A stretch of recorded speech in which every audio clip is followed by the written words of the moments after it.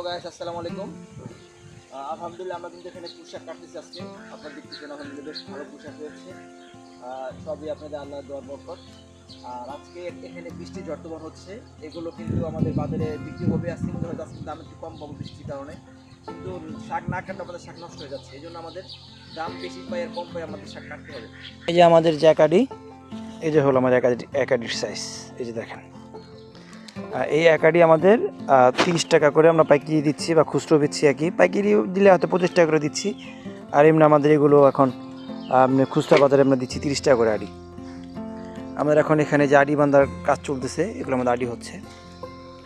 আমরা দেখে দেখে কিন্তু ফ্রেশ শাকগুলো আমরা নিচ্ছি, আর যেগুলো একটু ডিস্টার্ব এগুলো আমরা এখানে ফালাই দিচ্ছি। যেহেতু আমাদের 2 দিন গ্যাপ হয়ে গেছে, আর পুঁই শাক ঢেঁড়স এগুলো আমাদের প্রতিদিনই পারতে হয়, প্রতিদিন আমরা কাটতে হয়, কিন্তু আমাদের অনেক স্বল্পতার কারণে, সময়ের কারণে আমরা এভাবে পারি না করতে। এই জন্য কিছু কিছু অনেক সময় আমাদের সময়ের কারণে নষ্ট হয়ে যায়, ওগুলো আমরা ফালাই দিই আর কি। এই দেখেন আড়ির সাইজ, দেখেন কত ফ্রেশ শাক, কত সুন্দর শাক, মাশাআল্লাহ।